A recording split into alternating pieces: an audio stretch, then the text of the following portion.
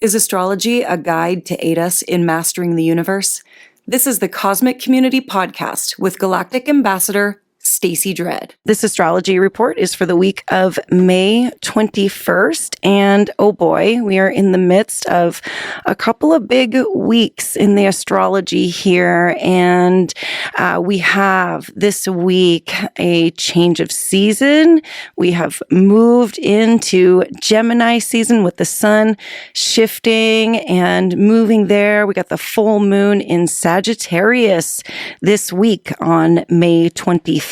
Also, two other planetary changes, Venus and Jupiter, going to be leaving the sign of Taurus and moving into the Gemini party. And that is not going to be long after they actually make their conjunction with each other. And so we just last week, it's a big 2 weeks, because just last week we had multiple planetary conjunctions and excitement building in the sign of Taurus, where we've been gathering our resources.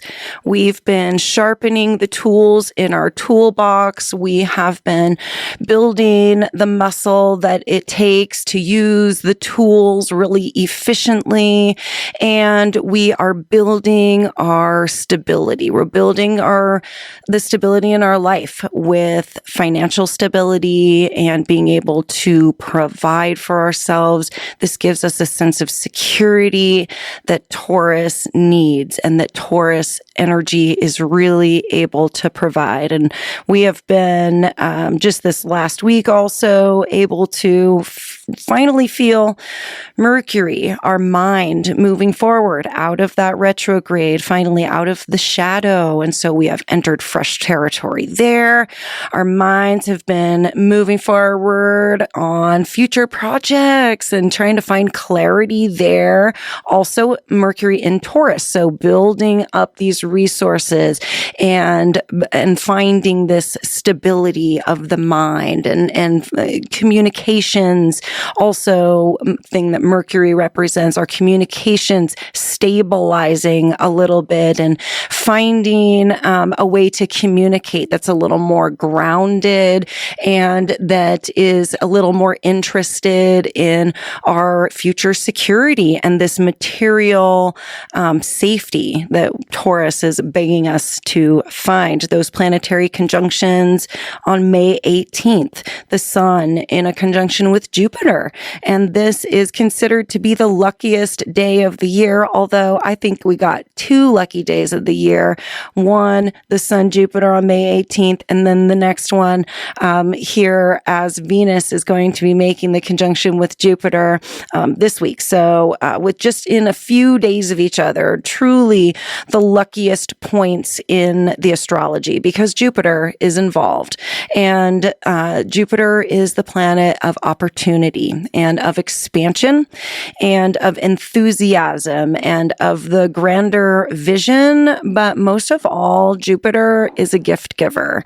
Jupiter is the planet of good luck. And so this is like a huge punch of good luck and positive energy and opportunity. Again, this was in Taurus. So really paying attention to the theme here, Taurus, and where is this in your birth chart? Find where Taurus is and see which houses, which area of your life, this has really been working on in these 2 weeks are really truly all about. This Taurus season has been loaded because there has been action there. We've got that Jupiter-Uranus conjunction that just took place back in April. And that was a big popping moment. That was a lightning strike moment. And we had a big awakening and realizations at this time. Uranus is the planet of basically just really surprising things, like things you don't expect. And Uranus is in Taurus. So that's kind of a tough energy for Taurus, being the grounded earth sign that it is, likes to have things stable. Well, Uranus has a pretty long stay in each sign, like 10 to 15 years or something like that, 12 years. And so Taurus, the sign of Taurus, just these past 8 years have been being rocked by Uranus, and we still have a few years of Uranus in Taurus here.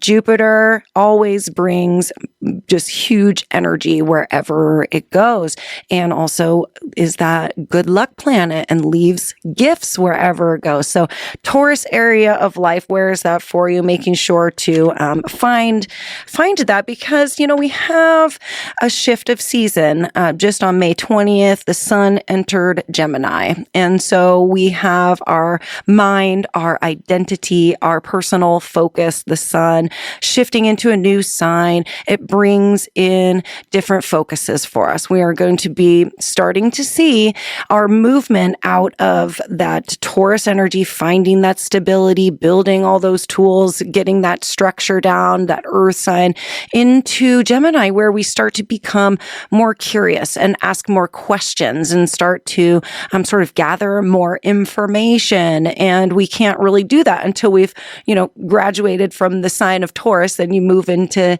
Gemini themes, and Gemini is ruled by Mercury. So it's going to be a little more mental. We're going to see our mind start to be a little more quicker moving. The focus is going to be on making changes. Gemini is a mutable air sign, and this is where we just kind of like toss things around and really try different things, try on different hats, and sort of just gather information. It's maybe not even taking a ton of action quite yet, as Mars is still in Aries. We are our physical body and our determination and our desire and will to do things. We are starting new things, so this is not going to be totally tough energy to work with Mars and this our sort of focus moving into Gemini. We are able to back up some of these Gemini thoughts and ideas with a little bit of action. Mars in Aries is pretty strong, so that is there for us also. Like if we really do want a little spark and to try something new, the physical body is not going to have any problem with it. So, this is only just beginning the time of Gemini. So, happy birthday to all of the Geminis out there, and it's a great time to just talk to people. This is the sign of journalism and just one-on-one interviews, like interviewing people and people who do interviews. This is a strong time to just get in there and really ask all the good questions. And Later in the week, May 23rd, the day of our Sagittarius full moon, we have the planet of Venus entering Gemini, but just slightly before that, she is going to be coming into contact with Jupiter. And this is, again, just a huge day of good luck. And we get one of these. This isn't super rare when Venus comes into contact with Jupiter. It happens fairly often, but it's a revered time for taking chances and taking risks, because we have basically all of the goodness of all the good energy backing us here. And Venus always wants things to be smooth and balanced and harmonized. And she wants everybody to be feeling good, looking good, showing their best. And so Venus is like her own little blessing of a planet. She is the planet of love and sensuality. And she just wants everything to be good with everyone. And as I mentioned, Jupiter, brings this hugeness to everything. It just creates opportunity and expands everything. And with that little zing of good luck in there, makes basically anything happen. So you can see when these really two benevolent planets come together, just how good things can be. 444 444 444 on all my clocks here. This is Stacey Dredd, Galactic Ambassador in the cosmic community. So on May 23rd, our full moon in Sagittarius is at 3 degrees. This is in opposition to the sun. So the sun over there in the early degrees of Gemini and Sagittarius directly across the way. And so there's always a little bit of a push and pull with a full moon. You know, your focus is here, but your feelings are over there. The moon represents our feelings and our emotions. And with a full moon, can bring us to a culmination point with how we're feeling about things. The moon is going to be starting the week here in Scorpio, and Scorpio is the sign of depth and of finding a true deeper understanding of your emotions. When the moon is there, the moon traveling through Scorpio is finding a deep understanding of your emotions. And so that is where we move into Sagittarius, and Sagittarius becomes a visionary on how we can then utilize all that depth that we have just found to light a fire. Sagittarius is a fire sign. And so we light a fire with that and we start to create. This is a very creative energy. It's definitely, it's a mutable fire sign. So it's about creation and initiative. And once we light that fire in Sagittarius, it's also about the greater vision. Because Sagittarius is ruled by the planet of Jupiter, and we have all of this Jupiter action already taking place during these couple of weeks. It's a really fired up time for Jupiter to be bringing so much goodness in. And even if you're not, maybe you're like, okay, Stacey Dread, glad you're feeling so much goodness and all this good stuff, but I'm not feeling it. Well, if you're not feeling it, you know, there's definitely, you know, different elements to this. And so the idea is that maybe just to hang back into the Taurus energy, hang back into the Taurus vibes. We have 4 planets in Taurus during this Sagittarius full moon also. So, you know, the vibe, our feelings, our emotions are going to be pulled into that fiery area, but we can always stay grounded over there in the Taurus energy for not quite feeling like stepping up and, you know, using this, or like things aren't going as well as you feel like they should be. And so, you know, you step back, you take stock, you get grounded some more, and you build those resources, and you work with those tools and become more efficient with those tools. And then once we have reached a really positive point with that, then the gifts come in. Okay. So there are gifts to be received here by everyone. And, so, you know, they can come through in different ways. And it's also the gift here could be some action that, you know, we decide to take. Taurus is a sign that goes very, very, very slowly until all of a sudden is ready to move forward. And this conjunction is at the very last degrees of Taurus, and it could just be the thing that happens. There's something that takes place, you know, on May 23rd, and all of a sudden we're ready to move forward. We're ready to accept the gift in the form and fashion that it's trying to come in.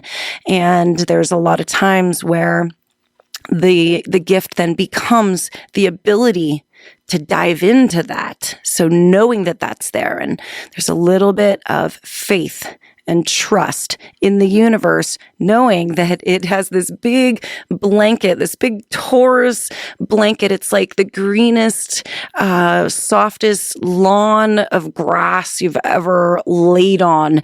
And it's just waiting for you to roll around and receive the blessings from that. So, I hope this is making sense to people out there. We're talking about the full moon in Sagittarius, but But we're also talking about the fact that there is a lot of Taurus energy in the air.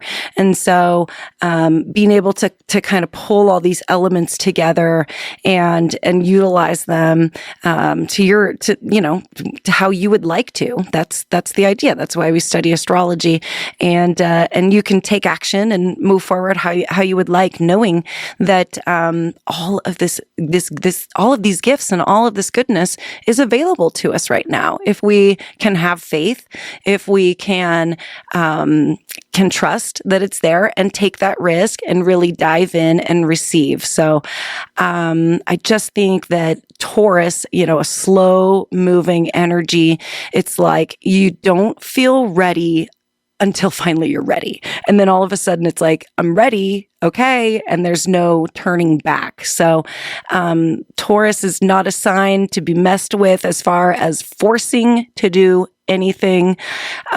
You cannot push a Taurus. It's like trying to push a, 1,000-pound cow, as a little 150-pound human. It's just, they've got a little more girth than you do. So it's not really something, that is easily done. But when they decide to move, boy, do they decide to move, and they're headed in a direction. So, that's the full moon in Sagittarius. Anything else? I just think that Sagittarius is about this bigger vision. Okay. So the moon moves through Sagittarius quickly. This is Thursday, Friday, and by Saturday, the moon's already in Capricorn, and we're moving forward and thinking about different things and feeling new things in Capricorn. But as these couple of days in Sagittarius, they're the potent ones. And so this is where we can really dive into creating that grander vision and starting to integrate it. Sagittarius represents the time of the year when, in the Northern Hemisphere anyways, when all the leaves fall off the trees, like, late November, early December. And then all you can really see is just all of the branches and everything. But there's this light that comes through the branches that is unable to be seen when the trees are leaved. When they are full of foliage. And so Sagittarius is able to see through all of that foliage and connect with the greater vision and that grander sky that exists out there. So really use this full moon to do that. And then Venus moves into Gemini on May 23rd, that same day. And then also May 25th, we have Jupiter, the star of the last couple of weeks, the star of the last couple of months, really. Jupiter has just been ruling the whole chart. It's kind of coming to a point where Jupiter is going to be a little more challenged entering the sign of Gemini. Gemini is not a sign where Jupiter likes to be. Jupiter, as I just mentioned, represents Sagittarius, likes that grander vision, likes to be able to spread out a little bit more. And Gemini is more, shall I say, picky. There's a lot of this and that and this and that. And like we talk about this and we talk about that. And let's talk about this and one little other detail and this other little detail. And like Jupiter is not really into all the little details. Jupiter's like, let's just paint some big sweeping colors across. And Gemini is like, but what colors are they going to be? Are they going to be matching colors? Are they going to be primary colors? Are we going to choose 4 colors or 5 colors? And there's just almost too many questions for Jupiter and Gemini. So, one thing we can do is just realize that that's the energy right now. And there's just going to be a lot of details to pick through, trusting that Jupiter is going to bring in these gifts through this process of finding these details, of getting in and really picking through and getting pecky about little things. That's an important time also. And Jupiter's time in Gemini will just be fairly brief, should be a month or a little more than a month or so, I believe. And then we move on with Jupiter energy into Cancer. So, really embracing this time. There's going to be sort of a push and pull between wanting to just brush those broad paintbrush. Sorry, I'm not a painter.